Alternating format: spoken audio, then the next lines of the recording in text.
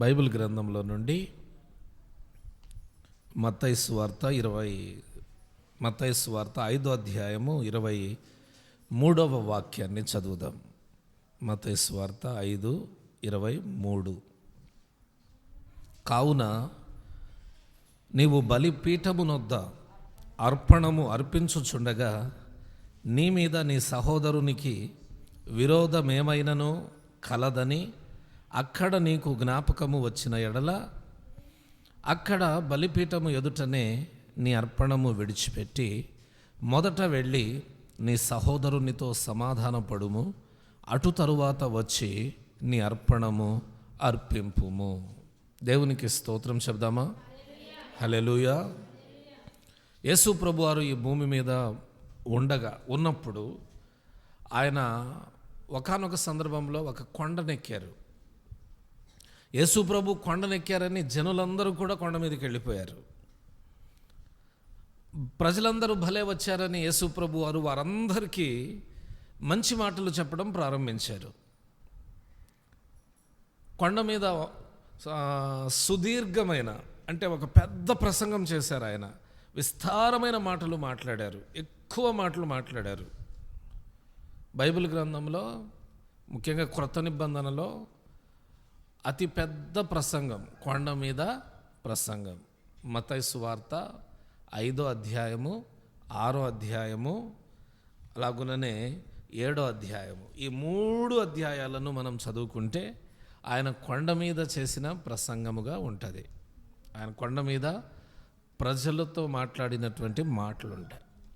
ఆయన కొండ మీద ప్రసంగం చేస్తూ తన ఎదుట ఉన్న సమాజానికి ఒక మంచి విషయాన్ని తెలియచేయడానికి దేవుడు ఇష్టపడ్డాడు. మంచి విషయాన్ని. ఆ మంచి విషయంలో మనం చదువుకున్న భాగం, ఆ మంచి మాట ఏంటంటే మనమందరం సమాధానంగా ఉండాలంట, అందరితో సమాధానంగా ఉండాలట. యేసు ప్రభు వారు ఎలా చెప్పారో చెప్పనా? నీవు బలిపీఠమునొద్ద నిలబడి అర్పణము అర్పించుచుండగా నీకు విరోధంగా లేకపోతే నీతో విరోధంగా ఎవరైనా ఉన్నట్టుగా నీకు జ్ఞాపకం వస్తే నువ్వు అర్పణాన్ని అక్కడ విడిచిపెట్టు. నీవు అర్పించే అర్పణము అక్కడ విడిచిపెట్టి మొదట నీ సహోదరునితో వెళ్ళి సమాధానపడు. ఆ తరువాత సమాధానం పడిన తరువాత నువ్వు అర్పణం అర్పించమంటాడు. ఇక్కడ అర్పణము అంటే దేవుని మందిరంలో మనం చేసే ప్రార్థన, ఆరాధన, పాడే పాటలు, విజ్ఞాపన, అలాగుననే దేవునికి మనం అర్పించే అర్పణలు, ఇవన్నీ అర్పణల కిందికి వస్తాయన్నమాట. దేవుని మందిరానికి వచ్చినప్పుడు మొదటగా మనం ప్రార్థన చేసుకుంటాం, తర్వాత పాటలు పాడుతాం, తర్వాత ఆరాధన చేస్తాం, తర్వాత సాక్ష్యాలు వింటాం, మనం తర్వాత వాక్యం వింటాం, తర్వాత కానుకలు అర్పిస్తాం, ముగింపు ప్రార్థన దీవెనలతో ఇంటికి వెళ్తాం. దేవుని మందిరంలో జరిగేవి ఇవే కదా. ఇవన్నీ దేవుని దృష్టిలో మనం అర్పించే అర్పణలుగా ఉన్నాయని అనుకుందాం. ఈ వాక్యం యొక్క అర్థం ఏంటంటే దేవుని మందిరానికి వచ్చి మందిరంలో మోకరించి మనం ప్రార్థించే దానికంటే ముందుగానే సమాజంలో మనమందరితో సమాధానంగా ఉన్నామా లేమా అన్న విషయాన్ని మనం గమనించుకోవాలట, మనం పరీక్షించుకోవాలట. సమాజంలో నేను అందరితో ఎలా ఉన్నాను? అర్థమవుతుందా? నేను అందరితో ఎలా ఉన్నాను? ఎవరితోనైనా పలకట్లేదా? అందరితో మాట్లాడుతున్నానా? అందరూ నాకు ఫ్రెండ్స్గానే ఉన్నారా?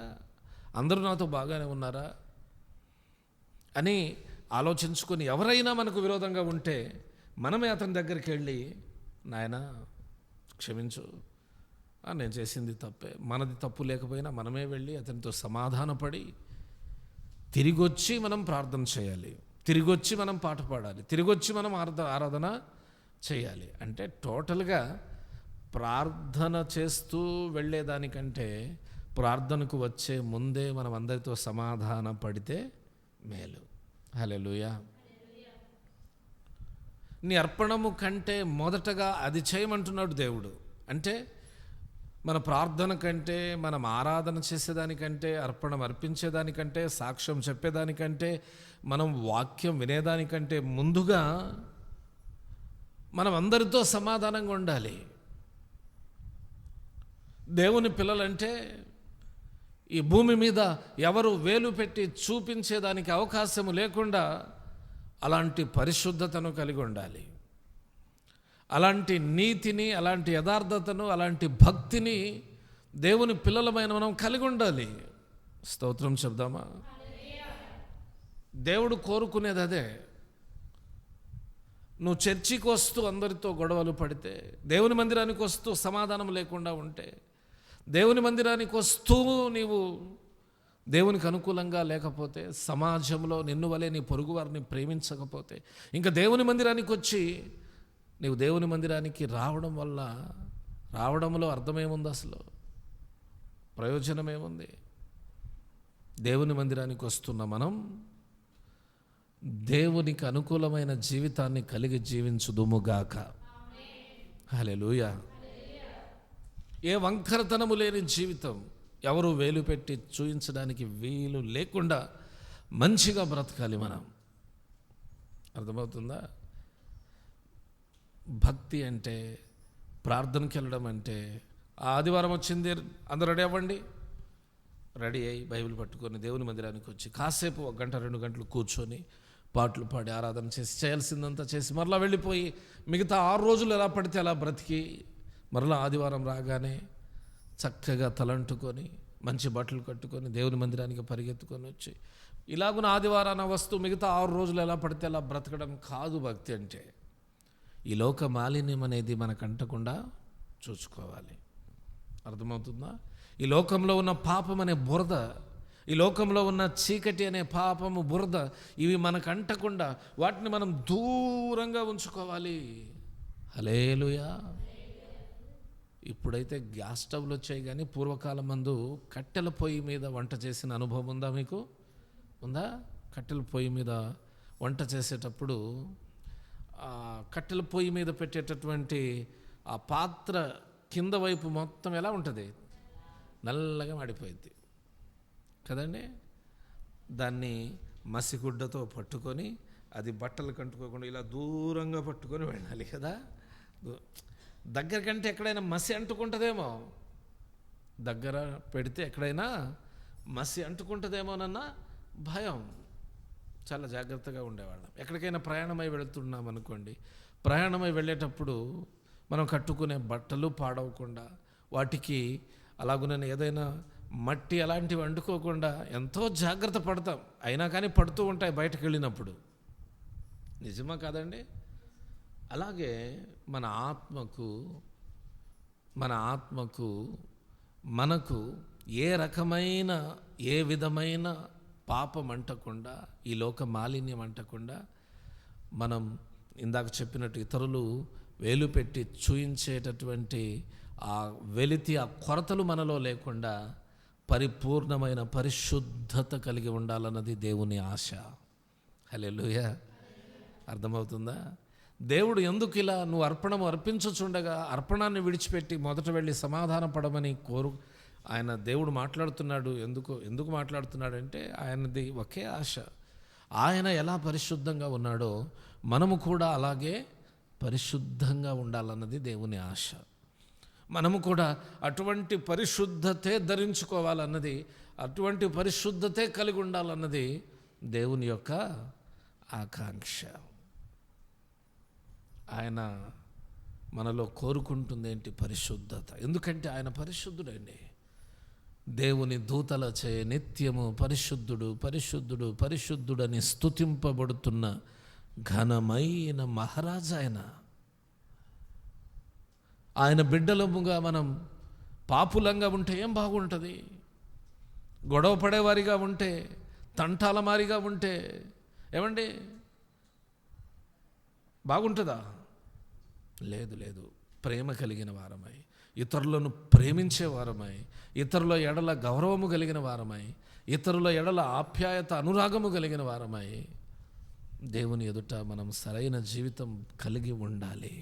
హెబ్రీ పత్రిక 12వ అధ్యాయంలో ఒక మాట ఉంటుంది చూడండి, 14. అందరితో సమాధానమును పరిశుద్ధతయు కలిగి ఉండుటకు ప్రయత్నించుడి. హెబ్రీ పత్రిక 12:14. అందరితో సమాధానమును పరిశుద్ధతయు కలిగి ఉండుటకు ప్రయత్నించుడి. పరిశుద్ధత లేకుండా ఎవడును ప్రభువును చూడడు. స్తోత్రం చెబుదామా? దేవుడు అక్కడ సమాధాన పడమని ఎందుకు అంటున్నాడో చెప్పనా? మనలో ఏ వంకరతనము ఉండకూడదు, ఏ డాగు ఏ మచ్చ ఉండకూడదు. మనం ఏమని ఆశపడతామండి? మనం ఏదైనా పని చేస్తే ఎవరు కూడా వేలు పెట్టి చూయించే వంకరతనం లేకుండా ఉండాలని ఆశపడతామా లేదా? అవునా? స్త్రీలుగా మీరు ముఖ్యంగా మీ ఇంట్లో పనులు చేస్తూ ఉంటారు. ముఖ్యంగా బట్టలు ఉతికేటప్పుడు బాగా కష్టపడతారు. చేత్తో ఆ బ్రష్ను పట్టుకొని బట్టల మీద బాగా రుద్దుతారు. ఎక్కడ మురికి మచ్చ డాగు ఇలాంటివి ఉన్న చోట ఆ వస్త్రాలు నీట్గా వచ్చేంత వరకు రుద్దుతూ ఉంటారు. ఎందుకంటే ఉతికాము అంటే మరొకరు వచ్చి వేలు పెట్టి చూయించేదానికి అవకాశం లేకుండా నీట్గా వాటిని క్లీన్ చేయాలి. ఇప్పుడు మనం చేసిన పనిని వేరే వాడు వచ్చి వేలు పెట్టి చూపిస్తున్నాడంటే అర్థం ఏంటి? ఆ పనిలో ఏదో లోపం ఉందనేగా. ఏమండి? అంతే కదా? ఆ పనిలో ఏదో లోపం ఉందనేగా. అంతే మరి. దేవుడు కూడా విశ్వాసులు అంటే అందరినీ ప్రేమించేవారు, అందరితో సమాధానంగా ఉండేవారు, అందరి కోసం ప్రార్థన చేసేవారు, తనకంటే తన పొరుగు వారిని అధికంగా ప్రేమించేవారు అనేటటువంటి ఒక లెక్క ఉంది. ఆ ప్రకారం మనం బ్రతకాలని దేవుడు ఈ మాట చెప్పాడు. అందరితో సమాధానము కలిగి ఉండండి. పరిశుద్ధతలో భాగమే సమాధానం. తర్వాత పరిశుద్ధతయు కలిగి ఉండండి. గట్టి ప్రయత్నం చేయమంటాడు దేవుడు. పరిశుద్ధత కలిగి ఉండడానికి గట్టిగా పోరాడండి, ప్రయత్నం చేయండి. పరిశుద్ధత లేకుండా దేవునిని చేరుకోవడం అసాధ్యం, అవదు. పరిశుద్ధత లేకుండా ప్రభువును చేరుకోలేం. దేవునికి మహిమ కలుగునుగాక. ఈ ప్రత్యేకమైన శుభ సమయంలో నా ప్రియమైన దేవుని పిల్లలారా, పరిశుద్ధతను దేవుడు కోరుకుంటాడు. పరిశుద్ధత దేవుని ఎదుట ఎంతో ఉపయోగకరమైనది. మనలోని పరిశుద్ధత మన ప్రార్థనలను దేవుని దగ్గరికి తీసుకెళ్తుంది. మనలోని పరిశుద్ధత దేవుని యొద్ద నుండి సమాధానాన్ని మన యొద్దకు తీసుకొస్తుంది. పరిశుద్ధత చేసే పని చాలా గొప్పది. అందుకే దేవుడు కూడా పరిశుద్ధత కలిగి ఉండండి, పరిశుద్ధులుగా ఉండండి అంటాడు. మన దేవుడు పరిశుద్ధుడు కనుక ఆయన పోలికలు మనం కలిగిన వారమై పరిశుద్ధులముగా ఉందాం. పరిశుద్ధ పరిశుద్ధ పరిశుద్ధ ప్రభువా, వరదూతలైనా నిన్ వర్ణింపగలరా. పరిశుద్ధ పరిశుద్ధ పరిశుద్ధ ప్రభువా, వరదూతలైనా నిన్ వర్ణింపగలరా. వరదూతలైనా నిన్ వరదూతలైనా నిన్ వరదూతలైనా నిన్ వర్ణింపగలరా. వరదూతలైనా నిన్ వరదూతలైనా నిన్ వరదూతలైనా నిన్ వర్ణింపగలరా. పరిశుద్ధ పరిశుద్ధ పరిశుద్ధ ప్రభువా, వరదూతలైనా నిన్ వర్ణింపగలరా. Praise the lord. చెప్పండి హల్లెలూయా. మన దేవుడు పరిశుద్ధుడు. పరిశుద్ధుడని దేవుని దూతలు ఆయనను ఆరాధిస్తున్నారు. ఆయన నివసించే స్థలం పరిశుద్ధం. కాబట్టి ఆయన నివసించే స్థలానికి మనం వెళ్ళాలంటే, అక్కడ మనం ఆయనతో పాటు కలిసి బ్రతకాలంటే మనం కూడా ఖచ్చితంగా పరిశుద్ధత కలిగి ఉండాలి. ఒక 2 విషయాలు చెప్తా మీకు. పరిశుద్ధతను దేవుడు ఎంత ఇష్టపడతాడో, పరిశుద్ధతను దేవుడు ఎంత ప్రేమిస్తాడో, ముఖ్యంగా ప్రార్థన కంటే, మనం పాడే పాటల కంటే పరిశుద్ధతను దేవుడు ఎంత ఇష్టపడతాడో 2 సందర్భాలు చెప్తాను. గమనించండి. మనం పాట పాడేటప్పుడు ప్రభు ఎంత ఆనందిస్తాడో, మనం పరిశుద్ధులమై ఉన్నప్పుడు అంతకంటే అధికంగా ఆనందిస్తాడు. మనం ప్రభువును ఆరాధించేటప్పుడు ప్రభు ఎంత ఆనందిస్తాడో, మనం మనలోని పరిశుద్ధతను కాపాడుకుంటూ ఉన్నప్పుడు అంతకంటే అధికంగా దేవుడు ఆనందిస్తాడు. మనం దేవుని మాటలు జాగ్రత్తగా విని దేవుని మాటల చొప్పున బ్రతుకుతూ ఉంటాం చూడండి, అప్పుడు దేవుడు అధికంగా ఆనందిస్తాడు. ఎందుకంటే దేవుని మాటల చొప్పున బ్రతకడం వలన మనసుకి పరిశుద్ధత కలుగుతుంది. మనం దేవునికి కానుకలు అర్పించినప్పుడు, ఏదైనా దేవుని పనిలో సహాయపడ్డప్పుడు దేవుడు ఆనందిస్తాడనే నమ్మకం మనకు ఉంటుంది. నిజంగా అలాంటి వారి పేర్లు జీవగ్రంథంలో రాస్తాడట.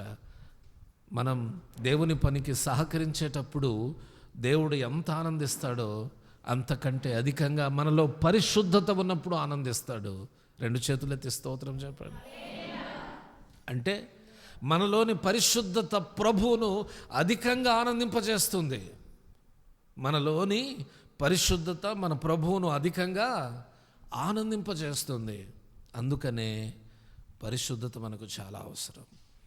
దేవుడు మాట్లాడాలంటే పరిశుద్ధత కావాలి, ప్రేమించాలంటే పరిశుద్ధత కావాలి, మన దగ్గరికి రావాలంటే పరిశుద్ధత కావాలి, మనతో నివసించాలంటే పరిశుద్ధత కావాలి. ఏదైనా దేవుడు మన కొరకు చెయ్యాలి అంటే మనలో మొట్టమొదటగా చూచేది ఏంటయ్యా అంటే పరిశుద్ధత. నిర్గమకాండం 3వ అధ్యాయంలో మీరు కొన్ని మాటలు 1, 2, 3, 4, 5 ఇలా ఒక్కొక్క వచనాన్ని మీరు చదువుకుంటూ వస్తే, మోసే గొర్రెల కాపరిగా ఉంటాడు. మోసే గొర్రెలను హోరేబు కొండ మీదికి తీసుకెళ్ళి మేపుతూ ఉంటాడు. హోరేబు కొండ అంటే ఇప్పుడున్న సీనాయి కొండ అని పిలుస్తాం మనం. సీనాయి కొండనే హోరేబు కొండ అని కూడా అంటారు. మోసే తన సొంత మందను మేపుతున్నాడా, తన సొంత గొర్రెలను మేపుతున్నాడా అంటే లేదు, తన మామగారి మందను మేపుతున్నాడట. తనకు పిల్లనిచ్చిన మామగారి మందను మేపుతున్నాడట.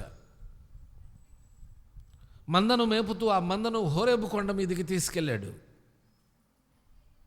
మోసేతో మాట్లాడడానికి దేవుడు అక్కడ దిగి వచ్చాడు. ఎలా? ఒక పొద, పచ్చని పొద. ఆ పొదలో నుండి అగ్ని మండుతూ, అగ్ని జ్వాలలు ఎగసిపడుతూ ఉన్నాయి.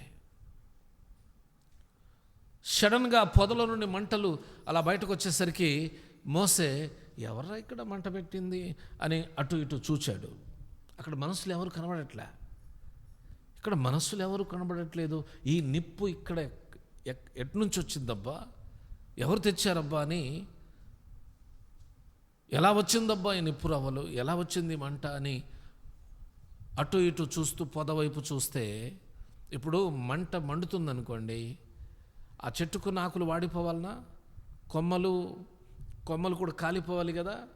ఆకులు వాడట్లా, కొమ్మలు కాలట్లా, మంటలేమో ఎగిసిపడుతున్నాయి.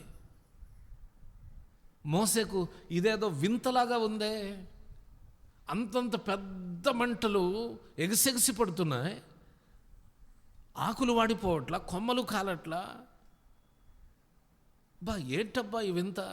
అప్పుడప్పుడు ఏదైనా వింతగా మనకు కనిపించినప్పుడు మనం కూడా ఏం చేస్తాం, దాని గురించి పూర్తిగా తెలుసుకోవడానికి, దాన్ని చూడడానికి ఎలా ఎగపడతామో, మోసే కూడా ఏంటబ్బా ఈ వింత, ఇంకొంచెం దగ్గర నుండి వెళ్ళి చూద్దాం అనుకుని ఆ పొదకు దగ్గరగా వెళ్ళడానికి మోసే ప్రయత్నం చేస్తున్నాడు. నేను ఆలోచన చేస్తున్నప్పుడు, మనమే ఆ కొండ మీద ఉండి మన పక్కనే పొదలో నుండి ఆ నిప్పు ఎగిసిపడింది అనుకోండి, దయ్యం వచ్చింది రోయ్ బాబోయ్ అని పరిగెత్తి పారిపోయేవాళ్ళం కదా. అక్కడ ఎవరు మనుషులు కనబడకపోయేసరికి వచ్చింది దయ్యం, ఇది నన్ను కాచుకుంది, ఎలాగైనా ఈరోజు నన్ను ఏదైనా చేయాలనుకుంటుంది. మందను విడిచిపెట్టి ఇంకన్నిటినీ విడిచిపెట్టి ఇంటికి పారిపోయేవాళ్ళం. ఏంట్రా పారిపోయి అలసిపోయి అలా రొంపుతూ వెళ్తాం కదా, ఏంటి పరిగెత్తుకుంటూ వచ్చావు, ఏంటి రొంపుతున్నావు, ఏంటి? నేను మందను హోరేబు కొండ మీద తీసుకెళ్ళాను మావా.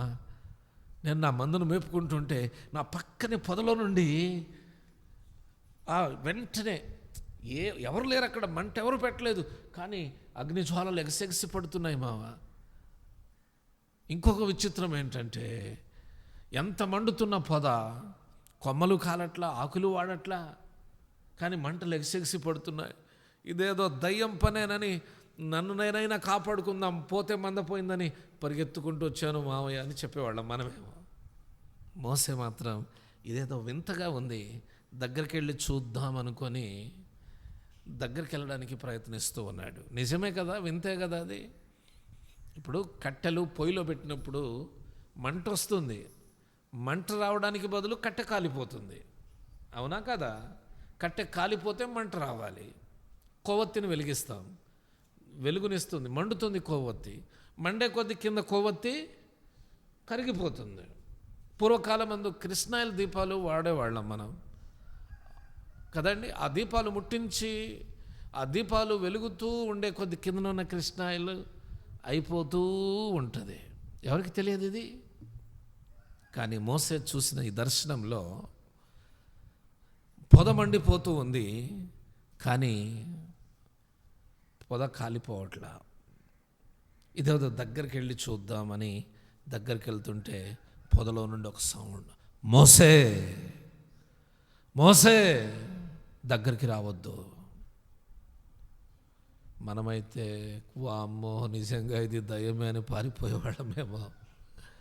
మోసే ఏమో ఎవరబ్బా నాతో మాట్లాడుతున్నదని కొంచెం ధైర్యంగా మాటలు వినడానికి ప్రయత్నం చేస్తున్నాడు. దగ్గరికి రావద్దు, నీవు నిలిచి ఉన్న స్థలము పరిశుద్ధ స్థలము.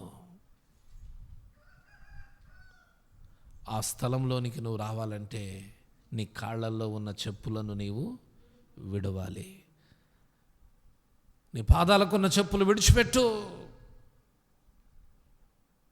వెంటనే మోసే ఆగిపోయాడు. పాదాలకున్న చెప్పులు విడిచిపెట్టి దగ్గరగా వెళ్ళినప్పుడు దేవుడు అతనితో మాట్లాడాడు. ఇది విషయం మోసే, నువ్వు ఐగుప్తుకు వెళ్ళాలి, ఇశ్రాయేలులందరూ విడిపించుకురావాలి అని అక్కడ మోసేతో దేవుడు మాట్లాడి మోసేను ఐగుప్తు దేశానికి పంపిస్తాడు. ఇక్కడ మనకు కావాల్సిన టాపిక్ ఏంటి, మన పాయింట్ ఏంటంటే, పొద మండుతూ ఉంది, మోసే దగ్గరికి వెళ్తూ ఉన్నాడు, కానీ మోసేలో దేవుడు కనుగొన్నది ఏంటి? కాళ్ళకు చెప్పులు ఉన్నాయని ఉంది కదా. అంటే చెప్పులతో ప్రార్థన చేస్తే దేవుడు వినడా? అంటే దేవుడు చెప్పులను ఇలాంటి వాటిని పట్టించుకోడు. కానీ మోసేకు నీ చెప్పులు విడువమని ఎందుకు అన్నాడో తెలుసా? ఆ చెప్పులు అతనిలో ఉన్న పాపాలకు సదృశ్యంగా ఉన్నాయి. అప్పటికీ మోసే ఒక నరహంతకుడు, ఒక మనిషిని చంపి పూడ్చిపెట్టిన నరహంతకుడు. హత్యా దోషం అతని మీద ఉంది, హత్యా పాపం అతని మీద ఉంది. అంటే అవసరమైతే ఇంకొక హత్య చేయడానికి కూడా అతడు సంసిద్ధుడై ఉన్నట్టు. అలాంటి పరిస్థితి ఎదురైతే, కాబట్టి దేవుడు ఏమంటున్నాడంటే, నువ్వు నా దగ్గరికి రావాలంటే, నా స్వరాన్ని వినాలంటే, నేను చెప్పు మాటలు నువ్వు వినాలంటే మొదటగా నీ కాళ్ళల్లో ఉన్న చెప్పులను విడిచిపెట్టు. ఇది పరిశుద్ధ ప్రదేశం, ఇక్కడ పరిశుద్ధంగా ఉండాలి. ఈ కాళ్ళలో ఉన్న చెప్పులు మనసులో ఉన్న పాపానికి గుర్తుగా ఉన్నవి. దేవునికి మహిమ కలుగునుగాక. అంటే నాకేం అర్థమవుతుందంటే, దేవుడు మాట్లాడాలంటే మనలో పాపం ఉండకూడదా? అంతేగా అర్థం.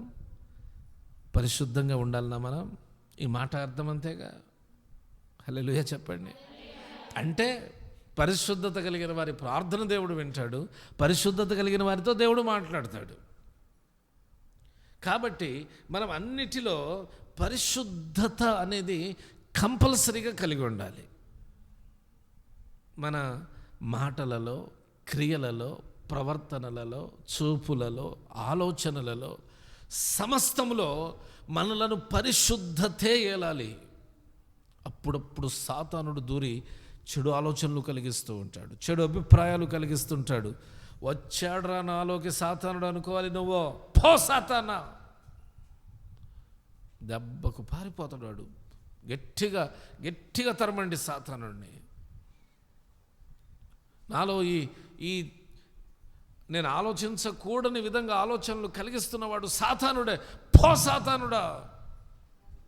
గద్దిస్తే దెబ్బకు పారిపోవాలి. స్తోత్రం చెప్దామా? మన దేవుడు పరిశుద్ధుడు కాబట్టి ఎల్లప్పుడూ మనం పరిశుద్ధులమై దేవుని ఎదుట మంచి జీవితాన్ని మనం కలిగి జీవించుదుముగాక. హల్లెలూయా. దేవుడు మాట్లాడడానికి వచ్చాడు, మాట్లాడి వెళ్ళిపోకుండా మోసేను పరిశుద్ధపరచడానికి మొదట ట్రై చేశాడు. ట్రై కాదు, పని చేశాడు. అర్థమైతే హల్లెలూయా చెప్పండి. నేను మాట్లాడాలంటే పరిశుద్ధత నీలో ఉండాలని దేవుడు ఉద్దేశించిన వాడై మోసేను పరిశుద్ధ మార్గంలోనికి నడిపించాడు. దీన్ని బట్టి చెప్పండి, విశ్వాసులు అంటే మోటుగా ఒక మాట చెప్తారు కదా, పైన పటారము లోన. అంటే అర్థం ఏంటి? పైనేమో బైబిల్ పట్టుకొని చర్చికి వెళ్తూ మాటలలో పరిశుద్ధత ఉండదు, క్రియలలో పరిశుద్ధత ఉండదు, దేంట్లోనూ పరిశుద్ధత ఉండదు, మార్పు ఉండదు. ఎలా పడితే అలా ఎలా పడితే అలా జీవించడం. దేవుడు అంటాడు, ఓరి పరిచయులారా, మీరు సున్నం కొట్టిన సమాధులు లాంటి వారా నాయన. ఈ మాటకు అర్థం ఏంటి? సున్నం కొట్టిన సమాధులు దేనికి సాదృశ్యంగా ఉన్నాయి? కనబడడానికి మీరు పైన భక్తి పరుల్లాగా బైబిల్ పట్టుకొని కనబడతారు, కానీ మీ హృదయంలో చూస్తే సమాధులలో ఉండే కంపు మొత్తం మీ హృదయాల్లో ఉంటుంది. సమాధులు ఎలా ఉంటాయి? పైన నీట్గా ఉంటాయి, పాలిష్ బండలు వేసి ఉంటాయి. కొంచెం బాగా డబ్బున్న వాళ్ళు చనిపోతే ఇంక మామూలుగా ఉంటుందా? పాలరాతితో తయారు చేస్తారు సమాధిని. ఎంత నీట్గా ఉందో, ఇంకా లోపల ఎంత నీట్గా ఉందో అనుకొని లోపలికి వెళ్ళడానికి ప్రయత్నిస్తే లోపల ఏముంటుంది? చనిపోయిన మనిషి యొక్క ఆ కుళ్ళిన దేహం ఉంటుంది, అంతే కదా. అక్కడ ఉండగలమా మనం? అక్కడ అసలు ఉండలేం.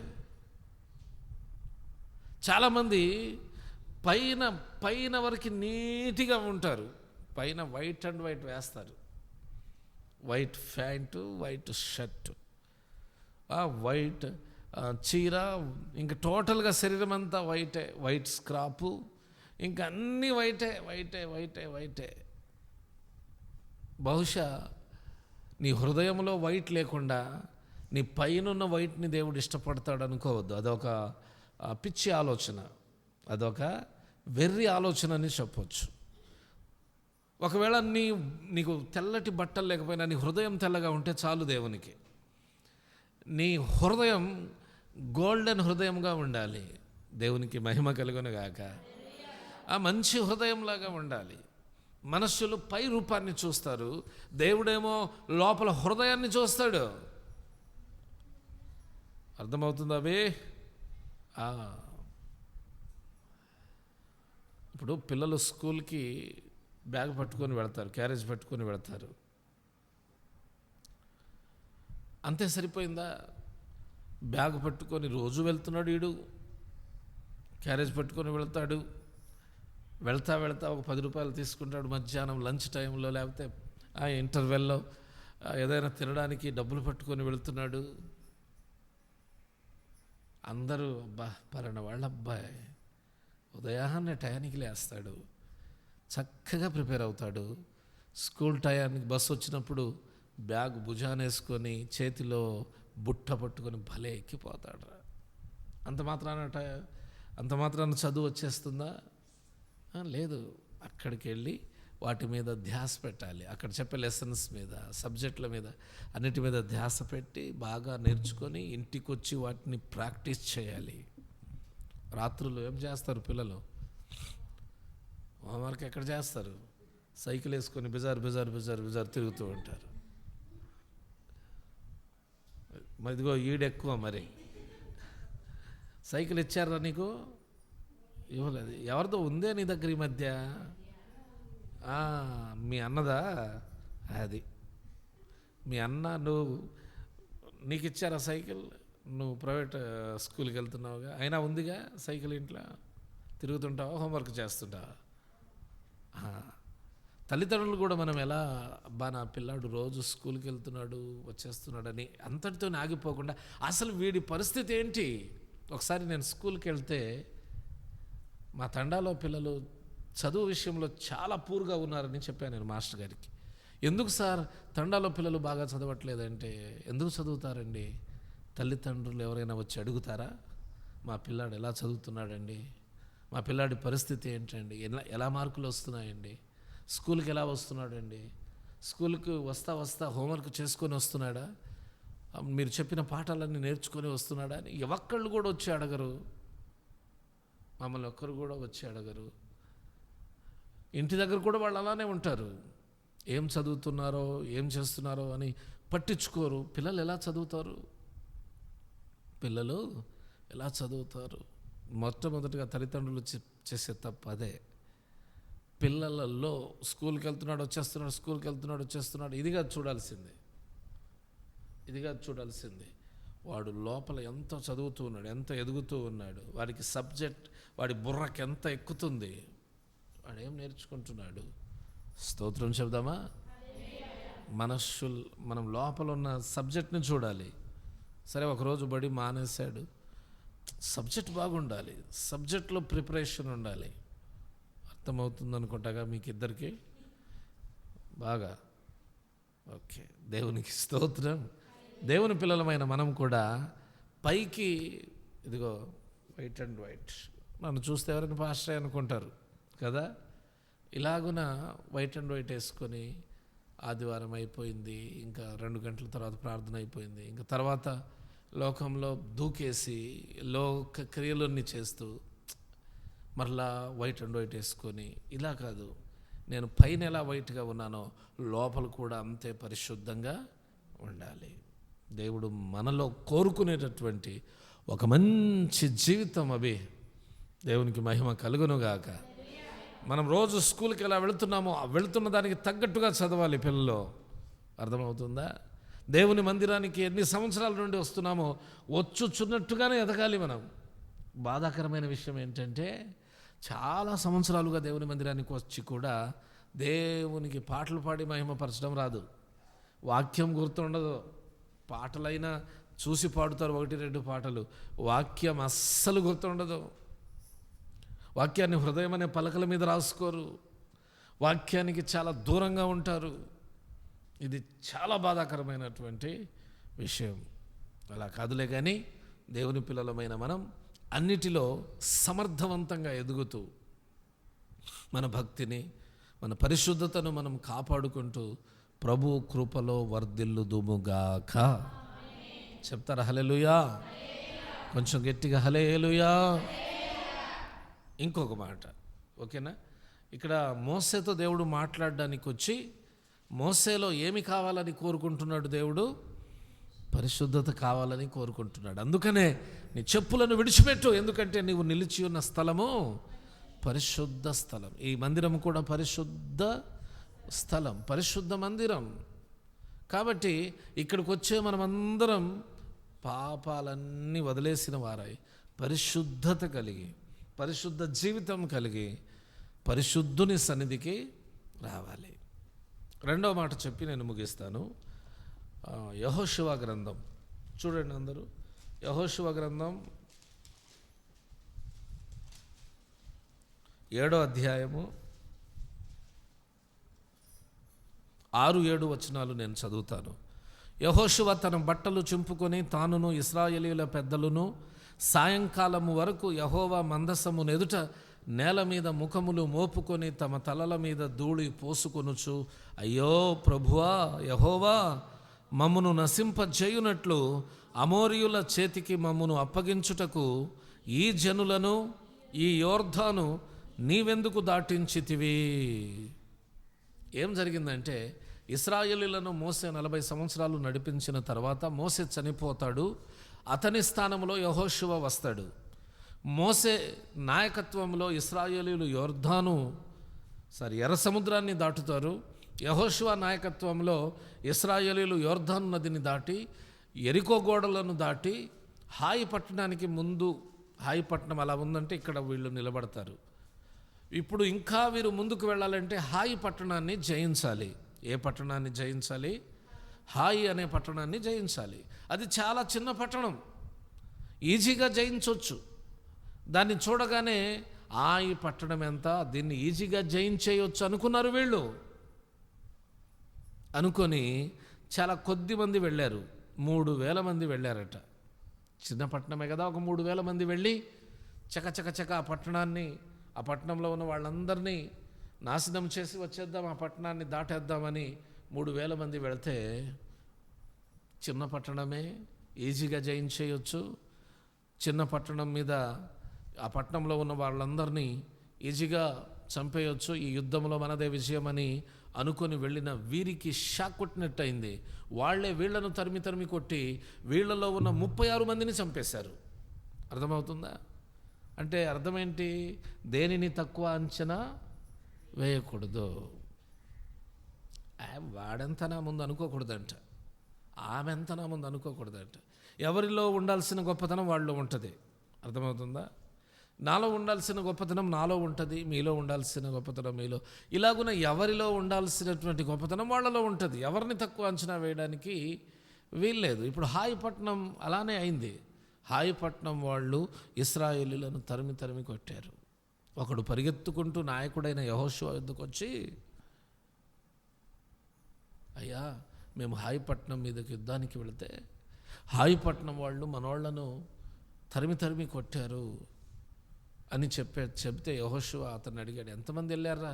3,000 మంది వెళ్ళాము అయ్యగారు. ఏమైంది? ఏమో అయ్యగారు, వాళ్ళు వెంటపడి మరి తరిమారు మమ్మల్ని. మనలో ఎవరైనా చనిపోయారా? 36 మంది చనిపోయారు. 36 మంది చనిపోయారా మన వాళ్ళు? యుద్ధంలో ఓడిపోయారా మన వాళ్ళు? హాయి పట్టణం మీద ఓడిపోయారా? హాయి పట్టణం ఎంత, దాని బ్రతుకెంత? చిన్న పట్టణం, ఆ చిన్న పట్టణం మీద మనం ఓడిపోయామా? వెంటనే బట్టలు ఇలా చింపుకొని ధూళిలో కూర్చొని ధూళిని తల మీద పోసుకొని, ఏంటి ప్రభువా ఇలా చేసావేంటి ప్రభువా, ఇలా ఓడించావేంటి ప్రభువా, మా గురించి మేము ఓడిపోయామంటే, అది కూడా హాయి పట్టణం మీద ఓడిపోయామంటే చుట్టుపక్కల ఉన్న వాళ్ళు ఏమనుకుంటారు? ఇశ్రాయేలీయులలో బలము లేదు, ఇశ్రాయేలీయులు హాయి పట్టణం మీదే ఓడిపోయారు, మనల్ని వాళ్ళు గెలవలేరు అని మమ్మల్ని ఈజీగా తేలిగ్గా తీసి పారవేస్తారు కదా ప్రభువా అంటూ యెహోషువ అధికంగా ప్రార్థన చేస్తున్నాడు, రోదిస్తూ ప్రార్థన చేస్తున్నాడు. అతనితో పాటు ఇశ్రాయేలీయులలో ఉన్న ఇంకొంతమంది పెద్ద మనుషులను కూడా కూర్చోబెట్టుకొని ప్రార్థన చేస్తూ ఉన్నాడు. ప్రార్థన చేస్తూ ఉంటే, కనికరించుము ప్రభు అని ప్రార్థన చేస్తూ ఉంటాడు. ఇశ్రాయేలీయులకు శక్తినివ్వండి ప్రభువ, హాయి పట్టణాన్ని జయించే ఓపికనివ్వండి ప్రభువ అని ప్రార్థన చేస్తుంటే 10వ వచనంలో దేవుడు ఏమంటాడో చూడండి. యెహోవా యెహోషువతో ఇట్లా నేను, లెమ్ము, నీవేళ ఇక్కడ ముఖము నేల మోపుకుందువు, ఇశ్రాయేలీయులు పాపము చేసి ఉన్నారు, నేను వారితో చేసిన నిబంధనను వారు మీరి ఉన్నారు, శపితమైన దానిలో కొంత దొంగిలి బొంకి తమ సామానులో దాన్ని దాచుకొని ఉన్నారు. గమనించండి, యెహోషువ ప్రార్థన చేస్తుంటే దేవుడు అంటాడు, ఏంటి యెహోషువ ఇక్కడ నేల మోపుకొని కూర్చున్నావేంటి? లే, ప్రార్థన చేయమన్న వాళ్ళని, ప్రార్థన చేస్తున్న వాళ్ళని ఎవరినైనా లేమని చెప్పడం ధర్మమా? కాదు కదా. ప్రార్థన చేస్తున్న వాళ్ళను లేమని చెప్పం మనం. చేయని, ఇంకాసేపు చేయని ప్రార్థన అని అంటాం కదా. దేవుడేమో యెహోషువతో, లే, ఇంకెంతసేపు ముఖాన్ని నేల మీద పెట్టుకొని ప్రార్థన చేస్తావు? లేచి అడిగాడు, ఏంటి ప్రభు అంటే, సమాజాన్ని పరిశుద్ధపరచమంటాడు. దేవునికి మహిమ కలుగును గాక. సమాజాన్ని పరిశుద్ధపరచాలా ప్రభువా? ఏంటి ప్రభువా, నాకు అర్థం కావట్లేదు, అర్థమయ్యేటట్టు చెప్పండి ప్రభు అని అడిగితే దేవుడు యెహోషువతో అంటాడు, ఇశ్రాయేలీలలో ఒకడు శపించబడిన దానిలో కొంత దాచుకున్నాడు. ఏమైందంటే హాయి పట్టణాన్ని వాళ్ళు జయించడం ప్రారంభించక ముందు ఎరికో పట్టణాన్ని జయించారు. ఎరికో పట్టణంలో దొరికే విలువైన వస్తువులన్నీ దేవుని మందిరంలో పెట్టాలని రూల్, దేవుడిచ్చిన ఆజ్ఞ అది. ఎవరు తమ సొంతానికి వాడకూడదు, సొంతంగా దాచుకోకూడదు అన్నది దేవుని యొక్క ఆజ్ఞ. కాబట్టి ఇశ్రాయేలీలు అందరూ ఏం చేశారంటే ఎరికో పట్టణాన్ని దేవుడు వారి చేతికి అప్పగించిన ఆ సమయంలో ఎరికో పట్టణంలో దొరికిన విలువైన వస్తువులన్నీ తీసుకొచ్చి దేవుని మందిరంలో పెట్టేశారు. కానీ ఒక్కడు మాత్రం ఆ విలువైన వస్తువులను దేవుని మందిరంలోనికి తీసుకొని రాలా. అతని పేరేంటో తెలుసా మీకు?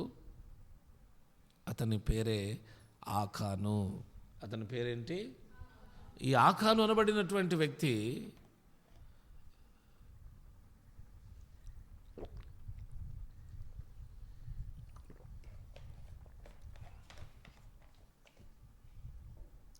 దేవుని మందిరంలో దొరికిన ఆ ఎరికో పట్టణంలో దొరికిన ఆ వెండిని బంగారాన్ని దేవుని మందిరంలో తెచ్చిపెట్ల. తన ఇంట్లో తన డేరాలో కింద మట్టిని తవ్వి ఆ గుంతలో ఆ విలువైన బట్టలను వెండిని బంగారాన్ని పాతిపెట్టి పైన మట్టితో కప్పేశాడు. మామూలుగానే తిరుగుతున్నాడు.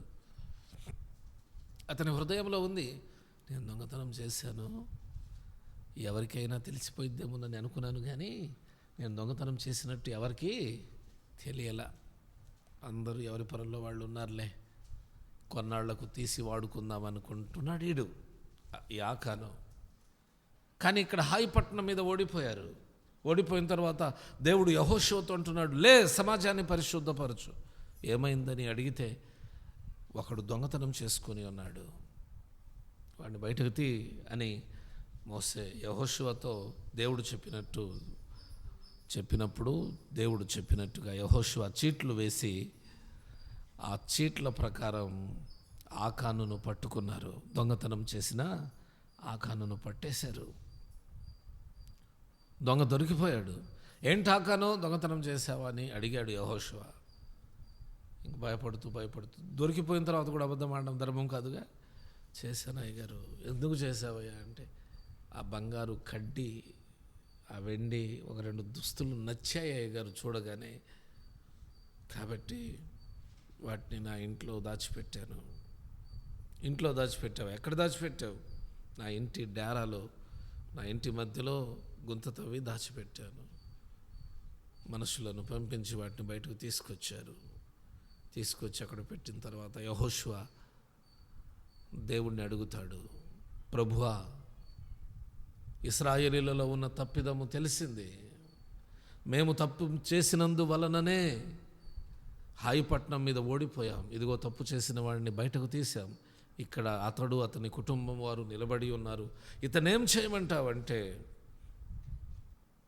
దేవుడు ఒకటే మాట అన్నాడు, తప్పు చేసిన ఆకానును అతని కుటుంబాన్ని ఊరి బయటకు తీసుకెళ్ళి రాళ్లతో కొట్టి చంపేయండి అన్నాడు. ఇశ్రాయేలీలు ఆకానును అతని కుటుంబాన్ని బయటకు తీసుకెళ్ళి రాళ్లతో కొట్టి చంపేశారు. అర్థమైతే హల్లెలూయా చెప్తారా? రాళ్లతో కొట్టి చంపేశారు. ఇక్కడ యుద్ధం జరుగుతుంది. యుద్ధంలో విజయం ఇచ్చేస్తే పోలా, కానీ ఒకడు చేసిన తప్పును దేవుడు జ్ఞాపకం చేసుకొని యుద్ధంలో విజయం ఇవ్వాల. అలాగుననే ఎందుకు ప్రభు యుద్ధంలో విజయం ఇవ్వాలని యెహోషువ ప్రార్థన చేస్తున్నప్పుడు దేవుడేమో ఇంకా ప్రార్థన చేయడం ఆపి సమాజాన్ని పరిశుద్ధపరచమంటున్నాడు. ఇంకెంతసేపు ముఖాన్ని నేల మీద మోపుకొని ఉంటావు? లేచి సమాజాన్ని పరిశుద్ధపరచు. హల్లెలూయా. దీన్ని బట్టి నాకేం అర్థమవుతుందో తెలుసా? మీకేం అర్థమవుతుందో ఏమైనా అర్థమైందో లేదో? ఏమైనా అర్థమైందా మీకు? ఏమర్థమైంది? ప్రార్థన కంటే దేవునికి ఇష్టమైనది ఏంటి? పరిశుద్ధత. ప్రార్థన చేసింది ప్రార్థన చేసింది చాలేలే, లేచి సమాజాన్ని పరిశుద్ధపరచమంటాడు. నిన్ను నన్ను దేవుడు పరిశుద్ధునిగా చూడడానికి ఆశపడుతున్నాడు. నీ బిడ్డలను, నా బిడ్డలను, అలాగనే మన కుటుంబాలను, మన పరివారాన్ని, మన గ్రామాన్ని, టోటల్గా ఈ ప్రపంచంలోని ప్రతి వారిని దేవుడు పరిశుద్ధులుగా చూడడానికి ఆశపడుతూ ఉన్నాడు. ఇంకెన్నాళ్ళు పాపంలోనే బ్రతుకుతావు? ఇంకెన్నాళ్ళు పాపముతో స్నేహం చేస్తావు? ఇంకెన్నాళ్ళు పాపముతో బ్రతుకుతావు? పాపములో నుండి బయటికి రా. పాపము చేస్తూ నువ్వు ప్రార్థన చేస్తే దేవుడు నీ ప్రార్థన ఆలకించడు. పాపము చేస్తూ నీవు దేవుని ఎదుట పాపం లేనివానిగా ఒకవేళ నీవు ముందుకు సాగుతూ ఉన్న దేవునికి తెలుసు నువ్వు పాపివని. దేవుని కళ్ళు గప్పి మనం దేవుని కళ్ళు గప్పగలమైంది మనం? అంత దమ్ముందా మనకి? హల్లెలూయా. మనం చీకటిలో చేసే పనులన్నీ దేవునికి తేటగా కనబడతాయండి.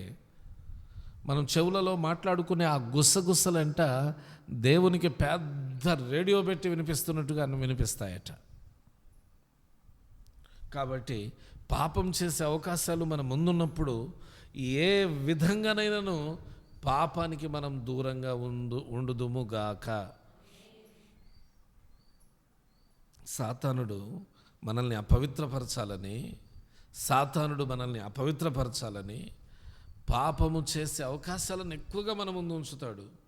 మనం ఎలా ఉండాలంటే యోసేపు వలె పాపము నుండి దూరంగా పారిపోవాలి. దుష్టుల ఆలోచన చొప్పున నడువక, పాపుల మార్గాన నిలువక, అపహాసకులు కూర్చుండు చోటును కూర్చుండక, యెహోవా ధర్మశాస్త్రమందు ఆనందించే మన హృదయాలకు పాపం అనే మాలిన్యం అంటకుండా పాపము నుండి బహు దూరంగా పారిపోదుముగాక. గట్టిగా హల్లెలూయా, హల్లెలూయా. పాపము నుండి బహు దూరంగా పారిపోదుముగాక. టోటల్గా ఇప్పుడు చెప్పండి, మన పాట కంటే దేని యందు దేవుడు అధికంగా ఆనందిస్తాడు? మనం చేసే ప్రార్థన కంటే దేవుడు దేని యందు అధికంగా ఆనందిస్తాడు? మనం అర్పించే అర్పణల కంటే దేవుడు దేని యందు అధికంగా ఆనందిస్తాడు?